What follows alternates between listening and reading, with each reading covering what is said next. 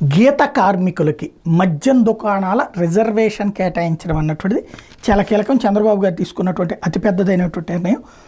ఇందులో మామూలుగా 10,000 లోపు జనాభా ఉన్న ఏరియాలో మద్యం దుకాణానికి 50 లక్షల రూపాయల లైసెన్స్ ఫీజు, 1310 షాపులు పెడుతున్నారు. 10,000 నుంచి 50,000 లోపు జనాభా ఉన్నటువంటి చోట 55 లక్షల రూపాయల లైసెన్స్ ఫీజు పెట్టారు.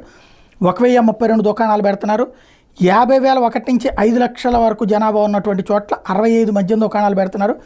65 లక్షల రూపాయలు లైసెన్స్ ఫీజు, 1119 షాపులకి అనుమతి ఇచ్చారు.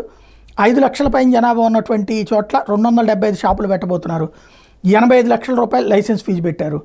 ఇందులో టోటల్గా గీత కార్మికులకు సంబంధించి అనకాపల్లిలో 14 కేటాయించారు, అనంతపురంలో 9, అన్నమయ్య 7, బాపట్ల 10, చిత్తూరు 9, తూర్పుగోదావరి 16, ఏలూరు 16, గుంటూరు 9, కాకినాడ 17, కోనసీమ 19, కృష్ణా 12, కర్నూలు 7, నంద్యాల 5, ఎన్టీఆర్ 16, పల్నాడు 10, మన్యం 5, ప్రకాశం 17, నెల్లూరు 23, సత్యసాయి 4, శ్రీకాకుళం 19, తిరుపతి 24, విశాఖపట్నం 20, విజయనగరం 16, పశ్చిమ గోదావరి 27, వైఎస్ఆర్ 9. ఇది ఇన్ని మద్యం దుకాణాలు గీత కార్మికులకు కేటాయించారు. ఒకటి, వాళ్ళు అంత పెట్టుబడి పెడతారా? ఇక్కడ ఓ 50 లక్షలు ఏడాదికి ఇవ్వడం కాకుండా అయితే వీళ్ళకి ఫీజు రాయితీ ఉంటుంది. అంటే వీళ్ళకి ఏ డబ్బులు కట్టకుండా షాపులు కేటాయిస్తారా? అదే జరిగితే అతిపెద్దదైనటువంటి సాధికారత అవుతుంది.